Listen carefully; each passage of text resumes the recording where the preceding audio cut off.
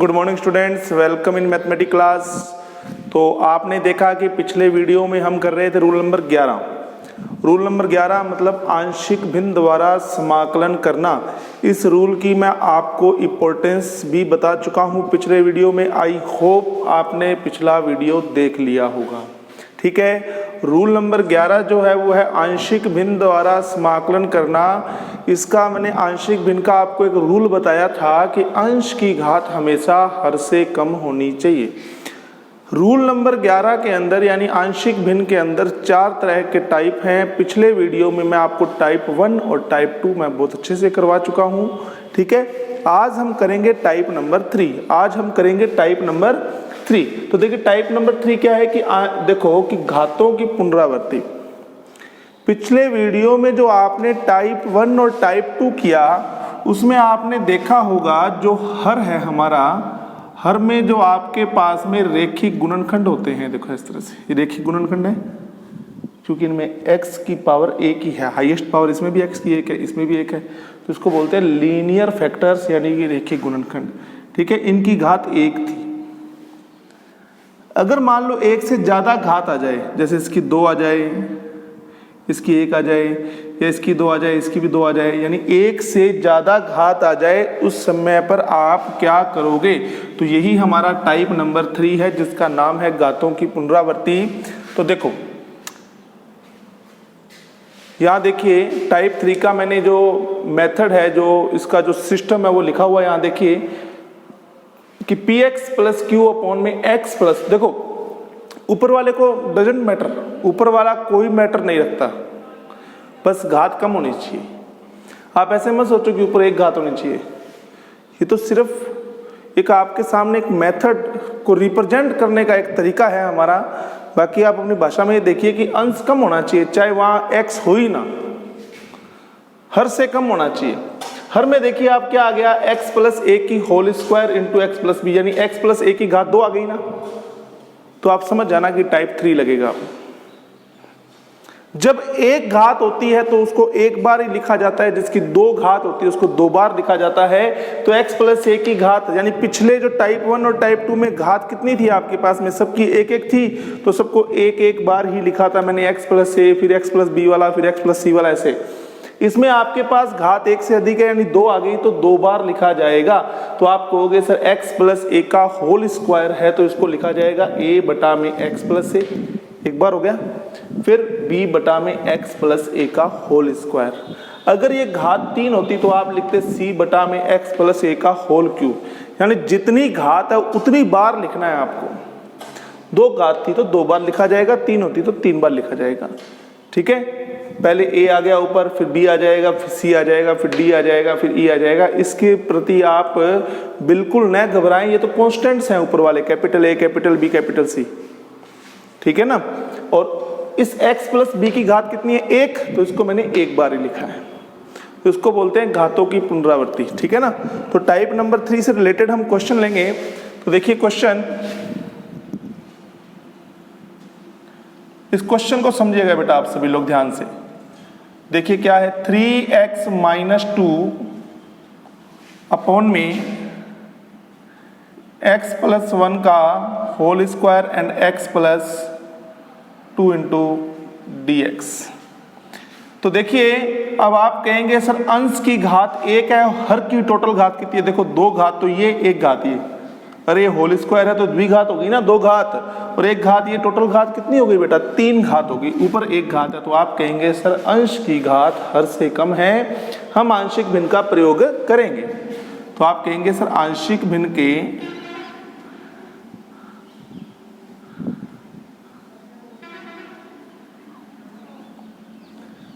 प्रयोग से, आंशिक भिन्न के प्रयोग से। ये टाइप 1, टाइप 2, टाइप 3 यहाँ मत लिखना, बस ये तो आपको समझाने के लिए है। ठीक है, तो आंशिक भिन्न का जब आप प्रयोग करेंगे तो दिए गए फलन को समाकलन से बाहर निकाल लीजिए। यहाँ आंशिक भिन्न लगाते समय प्लीज समाकलन का चिन्ह मत प्रयोग में लीजिएगा। ये समाकलन करने का मेथड नहीं है आंशिक भिन्न, ये तो समाकलन जो दिया हुआ है ना, जो फलन आपको जिसका आपने समाकलन करना है उस दिए हुए फलन को हल करने का मेथड है। ठीक है ना। तो ये लो जी, अब ये कितनी घात है बताओ, 2 घात, इसको 2 बार लिखा जाएगा, a बटा में x प्लस 1 फिर b बटा में x प्लस 1 का होल स्क्वायर। देखो 2 बार लिख दिया मैंने, 2 घात है 2 बार लिख दिया। x प्लस 2 की घात कितनी है 1, तो इसको आप सिर्फ 1 बार लिखेंगे c बटा में x प्लस 2, राइट। अब इसका क्रॉस मल्टीप्लाई, अब सेम मेथड हो गया, पहले वाला मेथड सेम हो गया। अब आपको यहाँ पर क्या करना है, इस कैपिटल A कैपिटल B और कैपिटल C की वैल्यू निकालनी है, वो ही सेम मेथड। हर है, इस हर का गुना कर दो सबके साथ, और ये क्रॉस मल्टीप्लाई नहीं हो सकता सबके साथ इसका, अगर मैं इसका क्रॉस मल्टीप्लाई करूंगा तो सबके साथ होगा। तो देखो ये तो रह गया 3x माइनस 2। अब पहले इस a वाले के साथ होगा, a वाले के साथ होगा तो देखो इसका मल्टीप्लाई यहाँ होगा, तो x प्लस 1 की 1 घात कट जाएगी, तो a के गुना में कौन रह जाएगा, x प्लस 1 और x प्लस 2। फिर b के साथ होगा तो x प्लस 1 का होल स्क्वायर कट जाएगा, कितना रह जाएगा, x प्लस 2। और फिर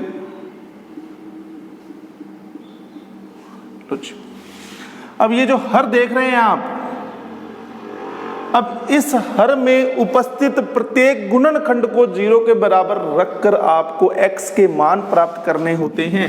कितने प्रकार के गुणनखंड हैं आपके पास, 2 प्रकार के, एक तो x प्लस 1 और एक x प्लस 2। x प्लस 1 को 0 के बराबर रखा तो x का मान कितना आएगा, माइनस 1, और x प्लस 2 को 0 के बराबर रखा तो x बराबर कितना आएगा, माइनस 2। ठीक है, तो देखिए आप सबसे पहले आप कौन सी वैल्यू यूज में लेंगे, माइनस 1। सबसे पहले आप x की उन वैल्यूज को यूज में लेना जो आपको हर से प्राप्त होती हैं। जैसे ही माइनस 1 रखोगे, माइनस 3 माइनस 2 कितने हो जाएंगे, माइनस 5। यहाँ माइनस 1 रखा, ये 0 हो गया। यहाँ माइनस 1 रखा, माइनस 1 प्लस 2 कितना हो जाएगा बेटा, 1 आ जाएगा, 1 गुना में b। और इस x प्लस 1 माइनस 1 रखते 0 हो जाएगा, तो 0। तो आप कहेंगे सर b की वैल्यू आ गई -5। ओके बेटा, समझ में आ गया आपको, मैंने b की वैल्यू निकाल ली। अब बताइए, आपने x बराबर -1 का यूज ले लिया, अब आप क्या किसका यूज लोगे, x बराबर -2 का। चलो आप कहेंगे x बराबर -2 रखने पर, क्या रखने पर बेटा, -2। चलिए रखिए, -6 और -2 कितने हो गए, -8। ये 0 हो गया। जिसमें x प्लस 2 है ना, वो सारे 0 हो जाएंगे, क्योंकि x प्लस 2 का मान x बराबर -2 के लिए 0 होता है। ठीक है, और रह कौन सा जाएगा, c वाला रह जाएगा। या -2 रखा, -2 प्लस 1 -1 का वर्ग किया, 1 हो गया। तो आप कहेंगे सर c की वैल्यू आ गई -8। अब बताओ कितने अचर थे आपके पास में, a, b और c। आप कहेंगे सर 3 अचर थे, हमें तो सिर्फ 2 के ही मान प्राप्त हुए, a का मान तो निकला ही नहीं, और x की वैल्यूज भी खत्म हो गई है आपके पास में। तो भाई हर से प्राप्त होने वाली 2 ही वैल्यूज थी, 2 का प्रयोग कर लिया आपने। अब जब ऐसी स्थिति आपके सामने आ जाए तो आप अपनी मर्जी से चलेंगे। अब मर्जी से मतलब जो वैल्यू आपको आसान लगती है ना, वो आप यहाँ रख लीजिए। ठीक है, मैं 0 रख रहा हूँ इसमें, इस समीकरण में मैं क्या रख रहा हूँ, अपनी मर्जी से, क्योंकि मेरे पास हर के द्वारा प्राप्त जो वैल्यूज थी वो खत्म हो गई, उनका मैं यूज कर चुका। अब मैं 0 का यूज लूंगा, तो आप कहेंगे सर x बराबर 0 रखने पर। चलिए यहाँ 0 रखेंगे, 0 -2 कितना आ जाएगा, -2। यहाँ देखिए जहाँ जहाँ x है वहाँ 0 कर दीजिए। a, ये 0 + 1 1, इंटू में 0 + 2 2, फिर b 0 + 2 2, 0 + 1 1। ठीक है, और देखो -2 बराबर 2a 2b। Low ji, a, b और c के पदों में एक समीकरण बन गई आपके पास में। अब आप इस समीकरण में जो वैल्यू आपके पास में अब रख दो। एक तो आपके पास में है b की वैल्यू, a की वैल्यू नहीं है आपके पास, b की कितनी है बोलो, -5, 2 से गुना किया कितना हो जाएगा, -10। c की वैल्यू कितनी है, -8, कितने हो गए, -18। इधर आ जाएंगे -18, -2 कितना हो जाएगा, आप कहेंगे सर ये हो जाएगा 18 - 2 यानी कि 16। 16 में दिया 2 का भाग, a का मान कितना आ गया बेटा, 8 आ गया।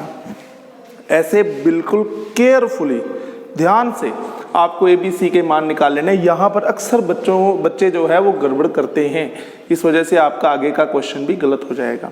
ठीक है बेटा, ये काम हो गया, बिल्कुल नॉर्मल सा सिस्टम था ये। अब देखिए, अब आपको क्या करना है, अब चलते हैं, देखो यही तो आपका फलन है जिसका आपने समाकलन करना है। इसकी जगह पर क्या प्रयोग में लेने वाले हो आप, ये आपने कहा कि 3x माइनस 2 बटा में x प्लस 1 का whole square and x plus 2 को हम लिख सकते हैं क्या, 3 भागों में तोड़ दिया, इसलिए समाकलन भी क्या हो जाएगा, 3 भागों में टूट जाएगा, क्योंकि इसकी जगह पर ये आने वाला है, ये पूरा स्टेटमेंट इसकी जगह पर आने वाला है। समाकलन का चिन्ह इसके पास अलग आ जाएगा, बी वाले के पास अलग आ जाएगा, सी वाले के पास अलग आ जाएगा। तो देखिए क्या हो जाएगा, इंटीग्रेशन ए कांस्टेंट है 1 अपॉन में x प्लस 1, फिर b 1 अपॉन में x प्लस 1 का होल स्क्वायर, फिर c 1 अपॉन में x प्लस 2 इंटू dx। तो देखिए यहां मैं a की वैल्यू भी पुट कर देता हूं, बोलो a की वैल्यू कितनी है, 8, और बताओ 1 अपॉन में x प्लस 1 का समाकलन क्या होगा, log x प्लस 1। ठीक है बेटा, x प्लस 1 x की तरह ही तो काम करता है, क्योंकि जिसका अवकलन करने पर 1 आता है वो x की तरह काम करता है, 1 अपॉन x की तरह काम करेगा, यानी क्या हो गया, log x। इसी तरह से b की वैल्यू बोली बेटा कितनी है, -5। x प्लस 1 x की तरह काम कर रहा है, तो ये कितना हो गया, 1 अपॉन में x स्क्वायर। बोलो 1 अपॉन में x स्क्वायर का समाकलन कितना होता है, -1 अपॉन में x कितना होता है, -1 अपॉन में x। ठीक है बेटा, तो ये आ जाएगा -1 अपॉन में x ऐसे। और c की वैल्यू भी पुट कर दो बेटा, कितनी है, -8, और फिर 1 अपॉन में x, तो ये क्या हो जाएगा, log x प्लस c। तो ये आपके पास में फाइनल आंसर है, इंटीग्रेशन बराबर 8। अब देखो एक और सिस्टम देखो आप, ये भी 8 वाला है, ये भी 8 वाला है, ठीक है, दोनों में से 8 कॉमन आ गया। ठीक है, अब ये क्या रह जाएगा, देखो log m, अरे यार देखो ये होता है ना log m minus log n, इसको आप क्या लिख सकते हो, बोलो log m बटा में n लिख सकते हो या नहीं लिख सकते हो, बताओ, आप लिख सकते हो ना। तो ये m का काम करेगा, ये n का काम करेगा, 8 तो कॉमन ले ही लिया, तो हो जाएगा log m minus log n। तो आप कहोगे सर इसको लिखो log m बटा में n, m कौन है बेटा, x प्लस 1, और n कौन है बेटा, x प्लस 2। ठीक है, और ये माइनस माइनस प्लस होकर के इसको क्या लिखा जाएगा, 5 बटा में x प्लस 1 प्लस c। तो बहुत ही सिंपल सा क्वेश्चन था। ठीक है, सारी बातों को बड़े ध्यान से समझिए। देखो अगर कहीं दिक्कत आ भी जाती है तो सब चीज़ अब तो सब कंट्रोल आपके हाथ में है। आप वीडियो को पीछे कीजिए, फिर बार बार देखिए आप उसको। ठीक है, कोई भी कंसेप्ट हमारा अधूरा नहीं रहना चाहिए। चलिए, तो ये अपना हो गया एग्जाम्पल रूल नंबर 11 यानी टाइप नंबर 3 से संबंधित। ऐसे ही घातों की पुनरावृत्ति से संबंधित एक एग्जाम्पल हम और करेंगे, देखिए। ठीक है, इसको इरेज कर रहा हूं मैं, देखिए।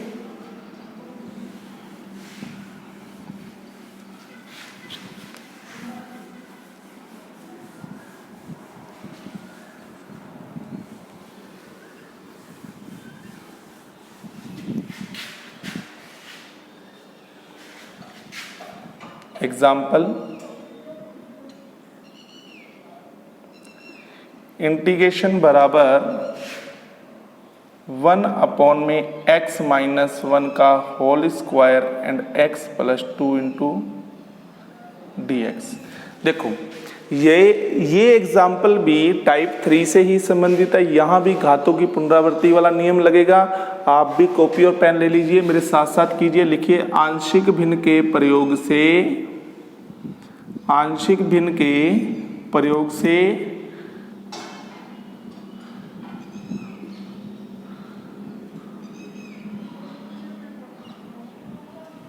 ठीक है, क्या आ जाएगा बोलो, 1 बटा में x माइनस 1 का whole square and x plus में 2। तो देखो बेटा कितनी घात है x माइनस 1 की, 2 घात, इसको 2 बार लिखा जाएगा, a बटा में x माइनस 1, फिर b बटा में x माइनस 1 का होल स्क्वायर। और बेटा इस x प्लस 2 की घात कितनी है, 1, तो इसको एक बार ही लिखा जाएगा। अब कर दीजिए क्रॉस मल्टीप्लाई, ये 1 आ गया और ये x माइनस 1 की एक घात कट जाएगी, एक घात रह जाएगी, और ये इंटू में x प्लस 2, और ये b इंटू में x प्लस 2, और C, ठीक है। अब देखो, अब आप क्या करेंगे, हर के प्रत्येक गुणनखंड को, बेटा कितने प्रकार के गुणनखंड है आपके पास में, 2 प्रकार के, दोनों को 0 के बराबर रखिए। ये आपको x बराबर 1 देगा और ये आपको x बराबर -2 देगा। तो इन दोनों वैल्यूज को रखो इस समीकरण में। तो आप कहेंगे सर x बराबर 1 रखने पर, अब 1 रखने पर वो सब शून्य हो जाएंगे जो x - 1, जिनमें x - 1 है वो 0 हो जाएंगे, क्योंकि x बराबर 1 पर x - 1 कितनी वैल्यू देगा, 0। तो आप कहेंगे सर ये देखो, इसमें x - 1 था, 0 हो गया, ये कितना हो जाएगा, 1 + 2 और 0 हो गया, ये 3 हो गया, भाग में आ जाएगा। तो b की वैल्यू कितनी आ गई, 1/3। इसी तरह से आप देखिए कि x बराबर -2 रखने पर, ठीक है, तो क्या आ जाएगा बोलो, 1 बराबर, अब जिसमें x + 2 है वो 0 हो जाएंगे। देखो इसमें है तो ये 0 हो गया, ठीक है, और इसमें भी है तो 0 हो गया, वो रह गया xc - 2 - 1 का होल स्क्वायर। तो 1 बराबर 9c, c बराबर आ जाएगा 1/9। तो हर से प्राप्त वैल्यूज खत्म हो गई है आपके पास में, पर हमारा अचर तो अभी भी एक बाकी रह गया, यानी a रह गया। a की वैल्यू हमें निकालनी है। कैसे निकालेंगे, तो आप कहेंगे सर हम अपनी मर्जी से वैल्यू रखने वाले हैं। सबसे आसान अपनी मर्जी से वैल्यू कौन सी होती है, 0। तो आप कहेंगे सर x बराबर 0 रखने, चलो यहां लिखते हैं इसको, x बराबर 0 रखने पर, तो x बराबर 0 रखेंगे आप इसके अंदर, तो क्या आ जाएगा, 1 बराबर a 0 - 1। अब जो समाकलन की आगे की जो हमारी क्लासें हैं वो बहुत इंटरेस्टिंग होने वाली हैं। हो सकता है जो विद्यार्थी मेरे साथ साथ नहीं चल रहे हैं उनको थोड़ी सी मुश्किल हो सकती है अब, ठीक है। बस आप ध्यान से देखिए, हर बात को, मेरी बात को ध्यान से सुनिएगा। ये -1 × 2 कितना हो जाएगा, -2a। यहाँ बिल्कुल सावधानी से चलना है आपको, बिल्कुल, अगर थोड़ी सी भी गलती अगर आपने कर दी तो पूरे क्वेश्चन रॉन्ग होने के चांसेस हो जाएंगे, ठीक है। अब चलो, जो जो वैल्यू आपके पास है वो रख दो यहाँ पर। एक तो b की वैल्यू है आपके पास 1/3, 2 से गुना किया तो 2/3 हो गया, प्लस की थी क्या, प्लस, देखो ऐसे गलती हो सकती है आपसे भी। और ये कितना हो जाएगा, 1/9। अब आप कहेंगे सर 2a बराबर कितना, 2/3 प्लस 1/9, 1 इधर आएगा तो -1 हो गया। 9 एलसीएम ले लिया मैंने, तो कितना, 3 दूनी 6, 1, तो कितना बोलो बेटा, 7। यानी कि आप कहेंगे सर ये आ जाएगा -2/9, 2 से 2 कट गया, a बराबर आ जाएगा -1/9, -1/9, a b c की वैल्यू आ गई। चलिए अब आप देखिए, ये जो फलन है, यही तो फलन है आपका। आंशिक भिन्न लगाने पे कितने भागों में टूट गया, 3 भागों में। अब इस चीज को आप इस फलन की जगह पर जब आप प्रतिस्थापित करेंगे तो समाकलन 1, 2, 3 भागों में टूट जाएगा। क्या हो जाएगा, इंटीग्रेशन, ठीक है। फिर दूसरा क्या है, b, और फिर c। लो जी बेटा, समाकलन कर दो, आगे आंसर। a का मान रखिए -1/9 और ये log x - 1, और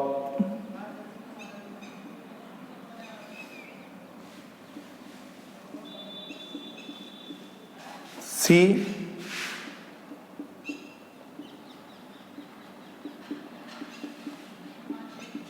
अब इसमें से और इसमें से 1/9 कॉमन ले लो। अब ये देखो, ये log m, क्योंकि प्लस वाला पहले माइनस वाला बाद में, ठीक है। log m - log n क्या हो जाएगा, log m/n, और ये माइनस का 1/3 गुना में x - 1 प्लस c।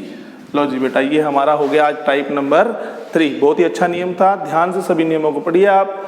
और एक आप सब बच्चों ने अपने विद्यालय का रिजल्ट आपने देख ही लिया होगा, 97.20 हाईएस्ट हमारा जो केशव कुमावत का जो रिजल्ट रहा है, ठीक है। पूरे इस क्षेत्र के अंदर अपने टॉपर रहे हैं। आप सब बच्चों को बहुत बहुत बधाई, और स्पेशली आप मैथमेटिक्स वालों के लिए, ठीक है, अपने विषय में 7 बच्चों के, आपकी कक्षा में जो आपकी सीनियर की जो कक्षा थी, 7 बच्चों के 100 में से 100 अंक आए हैं।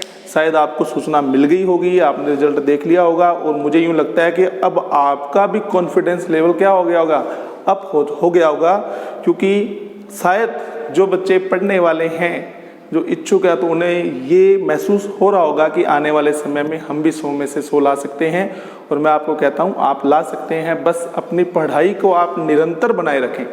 तो आज के लिए धन्यवाद।